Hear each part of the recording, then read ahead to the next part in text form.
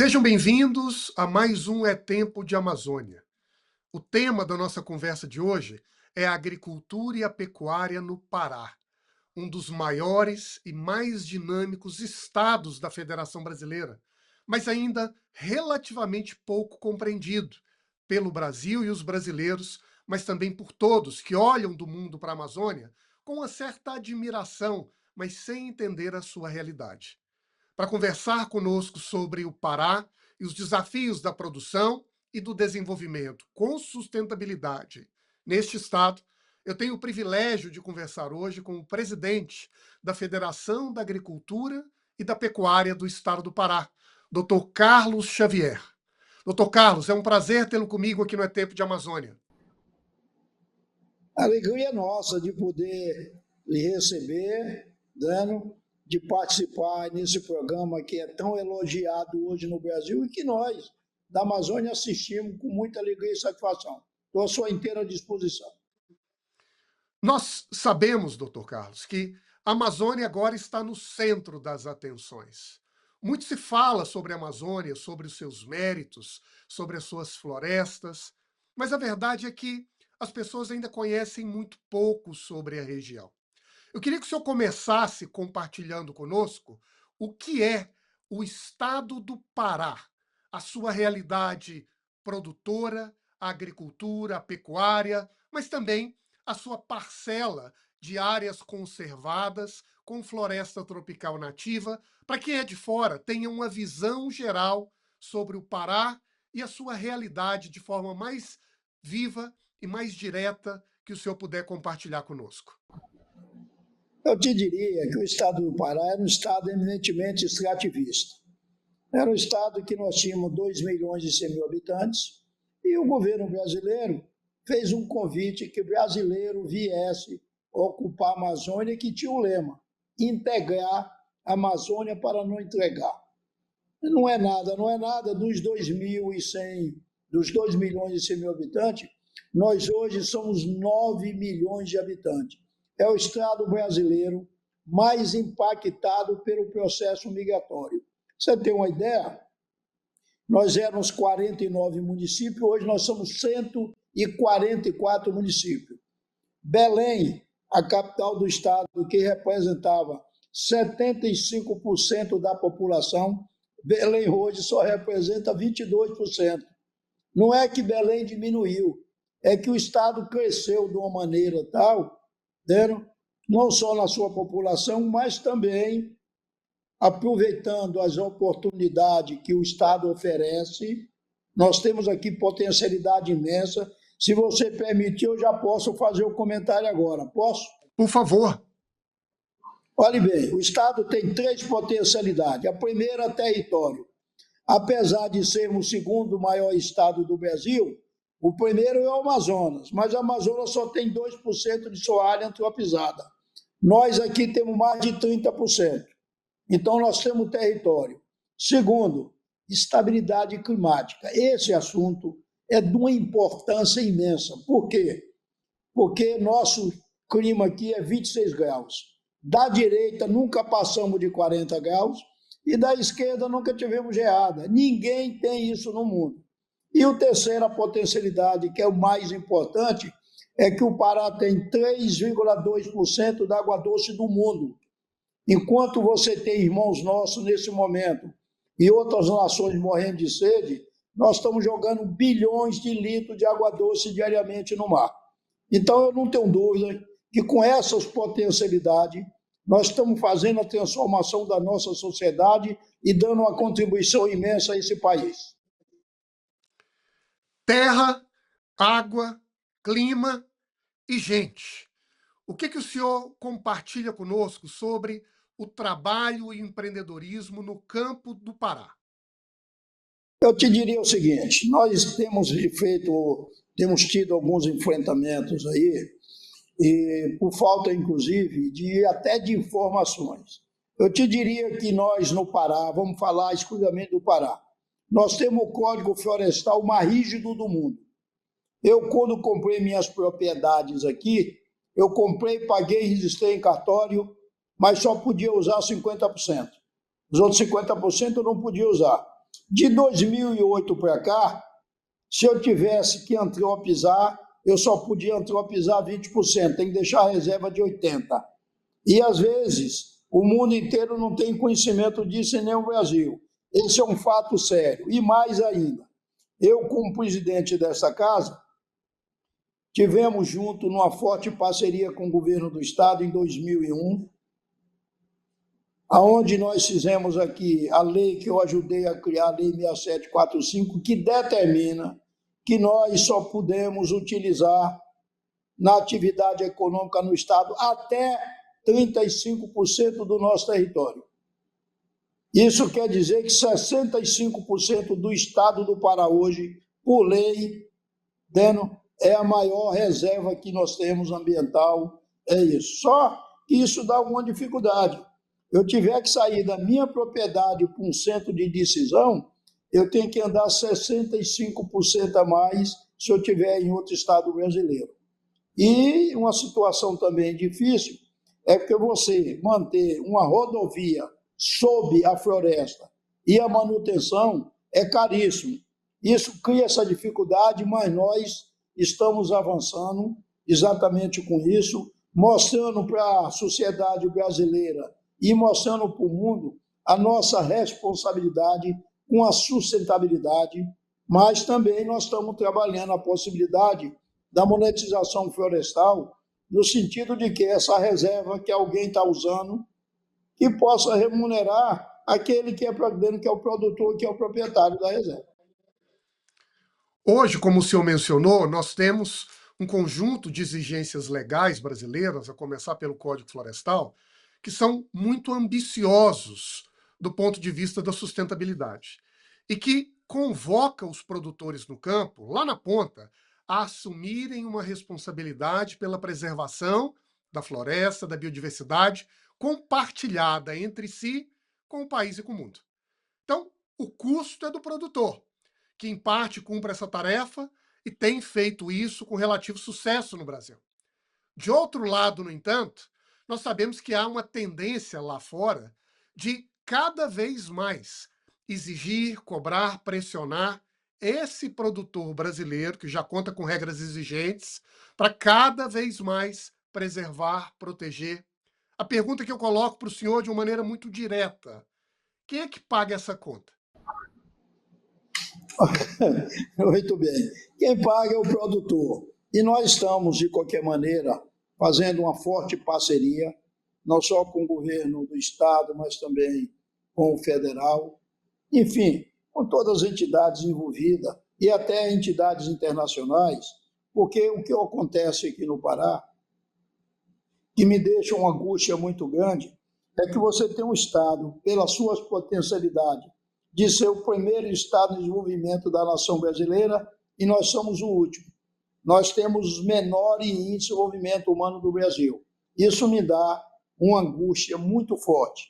Mas nós continuamos no trabalho, juntamente com parceiro, porque ninguém faz nada só, tem que ter parceria. E nessa parceria, como eu disse no início, que era um Estado eminentemente extrativista, você tem que ter uma ideia, há 35 anos atrás, nós comprávamos carne bovina em Rio Grande do Sul, que chegava aqui nos aviões da Varig. Hoje o Pará já tem o segundo maior rebanho bovino do Brasil, estamos caminhando para ser o primeiro rebanho bovino. Nós temos hoje os primeiros rebanhos bubalino do Brasil e temos o segundo rebanho equino do Brasil. Na área vegetal, o Pará já é o primeiro produtor do Brasil e do mundo em açaí. Nós temos o primeiro produtor do Brasil em cacau e vamos ser o primeiro produtor do mundo, estamos fazendo esse trabalho. Somos o primeiro produtor de palma de óleo, que é o Dendê, e estamos ampliando a área. Somos o primeiro produtor de mandioca do Brasil e de abacaxi. E o Pará vai ser o maior polo da citricultura do mundo. É a única região do Brasil que tem uma área da citricultura livre de pragas. Nós temos aqui dados do Sommelion, por exemplo, onde mostrando que essas condições hidrofilo-climáticas é que impede a proliferação de pragas. Eu não tenho dúvida do que está acontecendo na Califórnia e em São Paulo, todos estão correndo por aqui, o Pará será dentro de pouco tempo, o maior polo da citricultura do mundo. E nós estamos, logicamente, numa forte colaboração com tudo isso, sobretudo na parte de grãos também, porque se eu tenho água, se eu tenho aqui no Pará a maior geração de energia hidrelétrica do Brasil, eu tenho Tucuruí, eu juntando água com energia, logicamente a proposta nossa é fazer 7 milhões de hectares de irrigação, e com isso nós vamos fazer a transformação desse estado e continuar ajudando o Brasil no nosso desenvolvimento. Presidente, o senhor tocou num tema que sempre me chama a atenção quando eu olho para a Amazônia. E talvez o estado do Pará é aquele que condensa de maneira mais evidente uma tensão que acontece na Amazônia como um todo.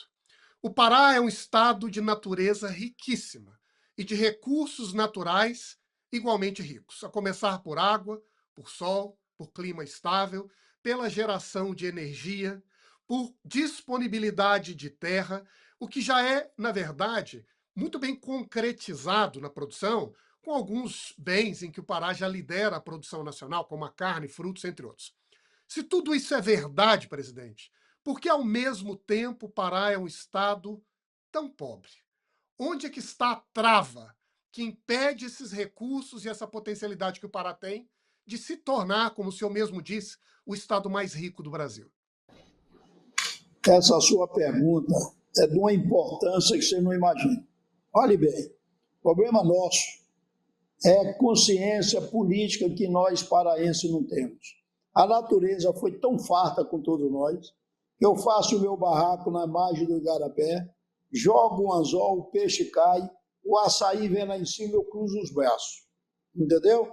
Então, na hora que nós tivermos um nível de consciência mais forte, eu não tenho dúvida de que nós vamos fazer essa transformação. E vou lhe dar um exemplo entre tantos. Nós temos aqui o Curuí, que foi construída com duas entidades públicas, Eletrobras e Eletronorte. Portanto, o dinheiro da sociedade brasileira. Fez o ativo, que é a usina, utiliza o nosso recurso natural, que é nossa água, transforma em energia, 80% manda para os estados brasileiros, não volta um tostão para o Pará, e os 20% que nós paraenses utilizamos, somos obrigados a pagar o mais alto consumo de energia elétrica do Brasil. Estou lhe dando apenas um exemplo sobre todos os outros, como é o caso do derrocamento do Pedral do Lourenço. O mundo inteiro usa as hidrovias, e por que nós não podemos usar a nossa? Temos uma Ecruz aqui que foi construída com dinheiro nosso, há mais de 15 anos. Está aí sem funcionar. O Mississippi tem 33 Ecruz aqui, nós não podemos usar. Então, esse nível de consciência política é que nós, paraenses, precisamos ter.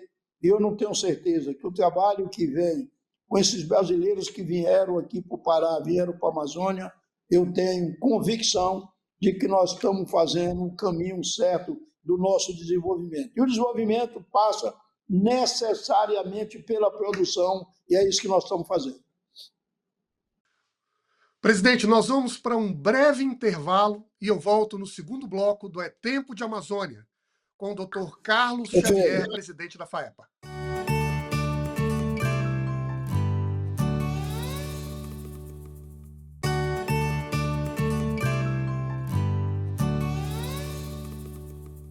Voltamos para o segundo bloco do É Tempo de Amazônia, hoje conversando com o Dr. Carlos Xavier, presidente da Federação de Agricultura e Pecuária do Estado do Pará. No primeiro bloco, doutor Carlos, nós terminamos conversando sobre esse desafio crítico do Pará, um estado muito rico, que produz renda e riqueza e abastece, em grande medida, de graça, o desenvolvimento em outras partes do Brasil. Sem, no entanto, que isso se converta em oportunidade de renda e de riqueza para o próprio Estado. E parte do desafio, o senhor destacou, seria uma necessidade de consciência política, para que o Estado seja capaz de abraçar a produção e o trabalho como a verdadeira chave para a geração da renda e da riqueza. Nós sabemos, doutor Carlos, que este ano, em alguns meses, vai acontecer no Pará justamente um evento de porte global, cujo objeto é uma discussão de o futuro do planeta, mas também da Amazônia brasileira. A COP é uma oportunidade para o Pará se mostrar ao mundo com as suas potencialidades e, quem sabe, mudar um pouco os preconceitos que hoje travam o desenvolvimento deste Estado?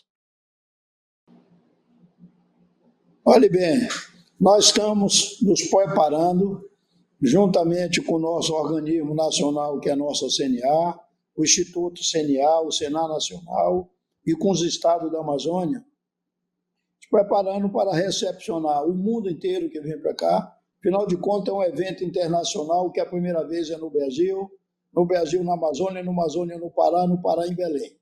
E lógico que as perguntas que vão ter, e a gente sabe que a Amazônia está no olho hoje do mundo inteiro, nós vamos mostrar, sem precisar usar uma vírgula de mentira, a nossa realidade, o que nós estamos fazendo aqui. Já comentei sobre o Código Florestal, sobre a Lei 6745, que ninguém tem isso no mundo, entendeu?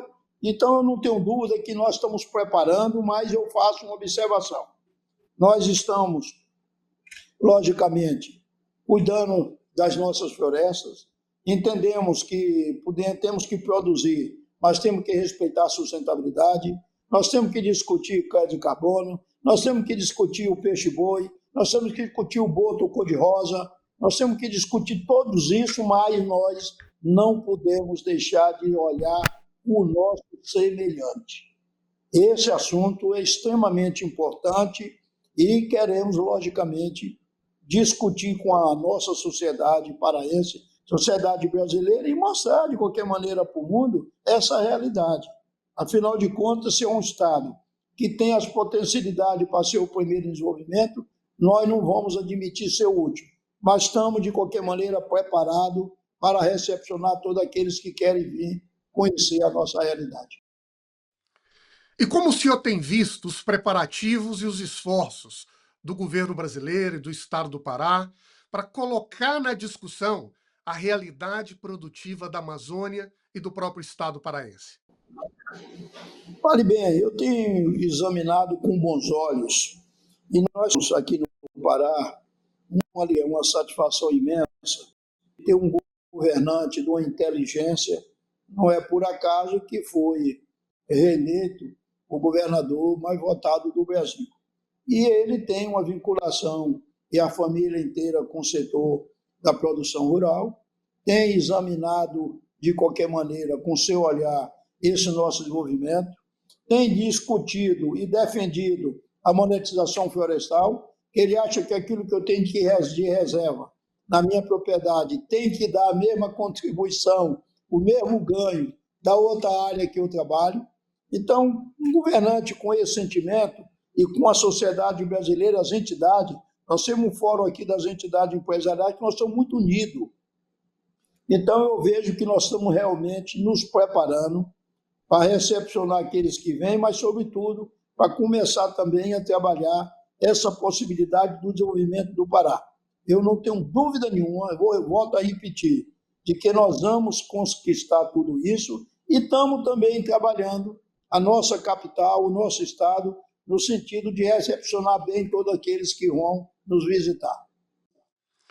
E olhando agora para o futuro, presidente Carlos, e sabendo da realidade, nós temos uma COP pela frente e temos um conjunto, né, de obstáculos ou de tarefas que precisam ser cumpridas para que a região deslanche no seu potencial produtivo.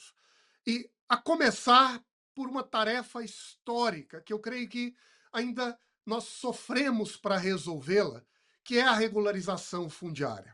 Como é que o senhor tem visto esse tema no debate hoje paraense no Brasil e como nos próximos anos nós podemos trabalhar para superar essa etapa e garantir um ambiente de legalidade, de estrutura segura para o investidor, para o produtor, mas também para a proteção ambiental serem preservados de forma equivalente e com igual segurança para todos? Eu vou só falar com você, Daniel, porque você está sentado, eu vou lhe dar essas informações. Mas olhe bem, quando o governo brasileiro fez o convite que o brasileiro viesse ocupar a Amazônia, o que é que ele fez para poder proteger todos esses brasileiros? Ele retirou, naquele tempo se legislava por decreto-lei. Então o decreto-lei 1164 transferiu do Pará, do nosso território, para a União, 85% do nosso território.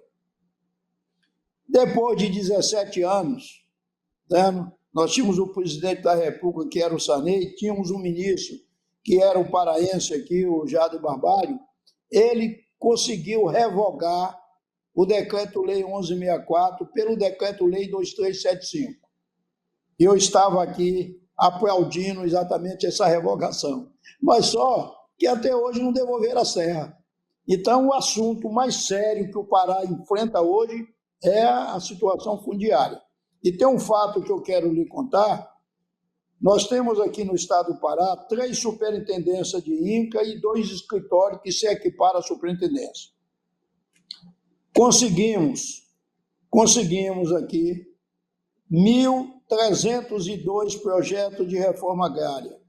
Esse 1.302 projetos de reforma agrária representa 264.519 lotes de reforma agrária.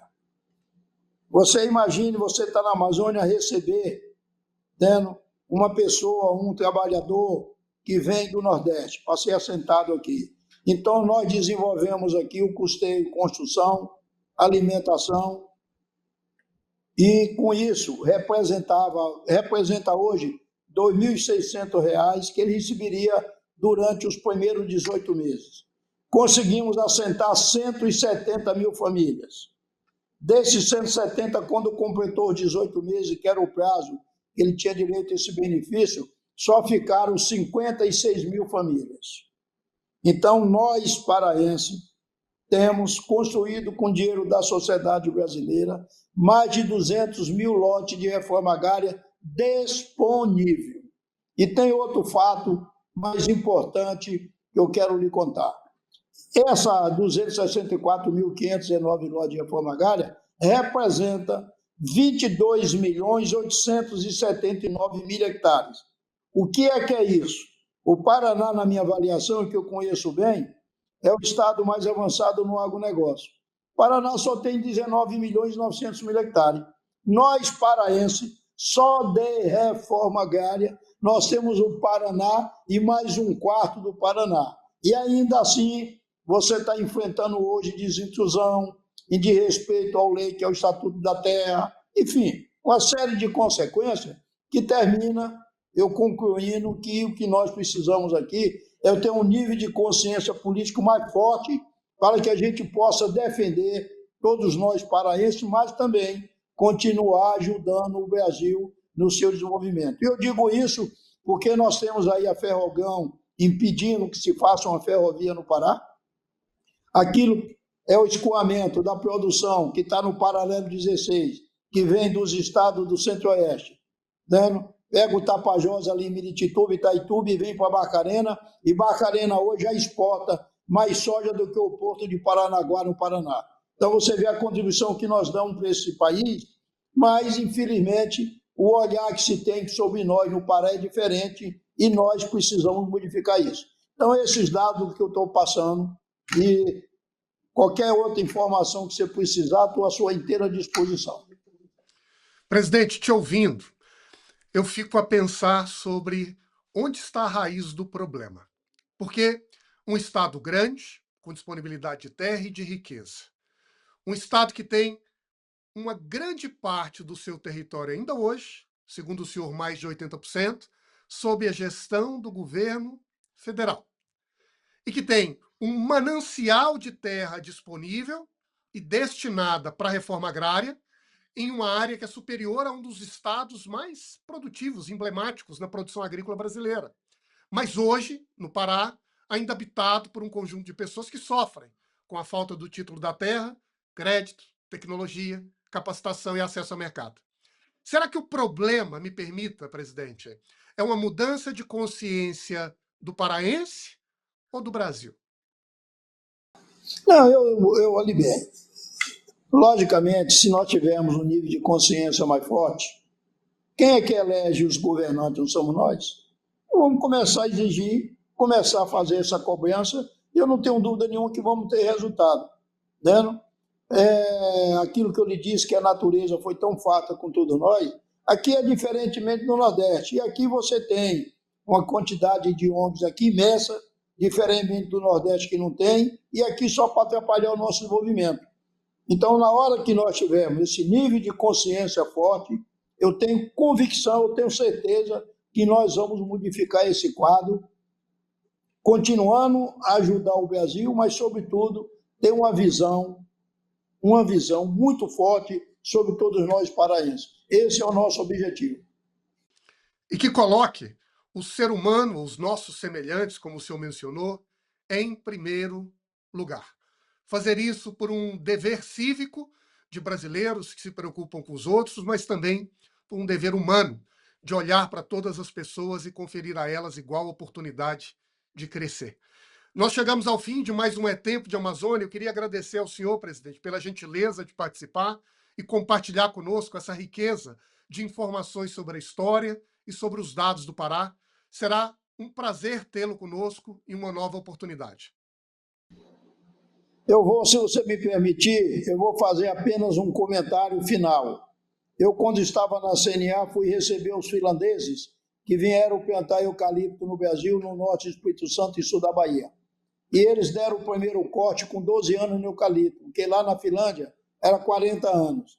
Aqui no Pará, o corte que nós fazemos aqui é com 5 anos. Então, o IMA, que é o índice de volumetria da ave, né, que é o maior do mundo, e o segundo é a metade do nosso. Então, você vê a força, né, e a potencialidade que esse Estado tem e que precisa juntar todos nós paraenses e brasileiros para o nosso movimento. Muito obrigado.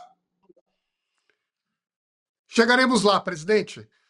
Chegamos ao fim de mais um É Tempo de Amazônia, hoje conversando com o Dr. Carlos Xavier, presidente da FAEPA, uma oportunidade ímpar de ouvir um pouco sobre esse estado, a Amazônia, e sobre a realidade produtiva dessa região tão rica, mas ao mesmo tempo tão desafiadora do Brasil. Em breve voltaremos com mais um entrevistado muito especial. Não perca, aqui no É Tempo de Amazônia.